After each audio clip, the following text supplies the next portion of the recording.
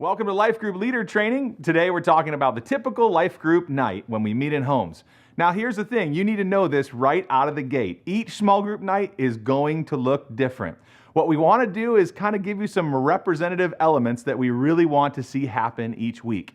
As always, as a life group leader, you have the freedom to put together your own creative spin on how to use these elements to minister to students each week.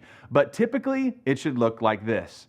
At about 6:45, the leaders should arrive. So you should be the first to arrive and always be on time. Sometimes things come up, but please do your best to be there on time. Take a few minutes when you first get there to set the room up to try to create a Bible study atmosphere. Usually a little bit of time in advance makes a big difference throughout the night. At about 7 o'clock or so, students will start to arrive, and I think just having a little hang time, a little free time right up front where everyone gets to be greeted and hang out. If you can see some parents, maybe at least say hello to them as they drop off their student, that would be awesome.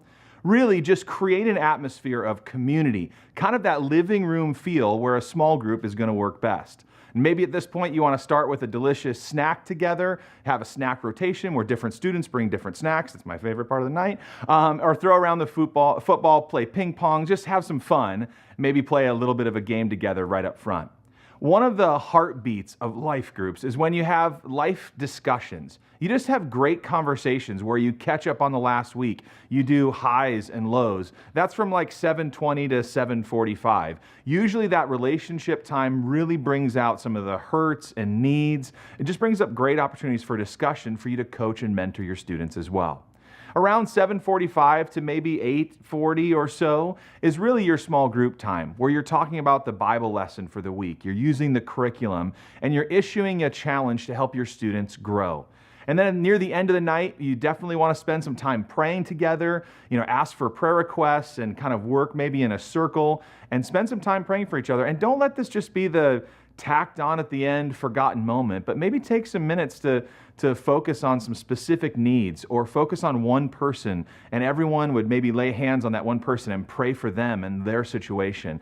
Maybe just try to think of some ways to vary up that prayer time so it just doesn't become a little tacked on thing at the end. So whether your life group is an hour and a half or 2 hours, be done when life group is supposed to be done. When the night is over, get out of the house. Now you're the first one to arrive, so make sure that you're also the last to leave. Straighten things up, make sure the house is clean. We just want parents to know that their time is valued and respected, and if they're waiting outside with the car running, please get the kids out the door.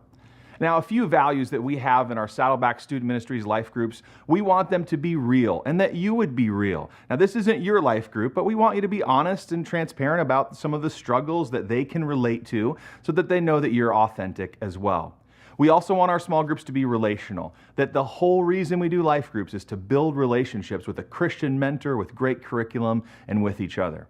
We also want our life groups to be relaxed. Just let everyone walk through the door. And instead of the tense stress pressures of the school day and of already experiencing in their teenage life, that their shoulders drop and they let out a sigh and they are relaxed. And finally, one of our last values is that the life group time would be relevant, that it would make a difference in their life, that it would be practical and helpful and keep them on God's path for their life.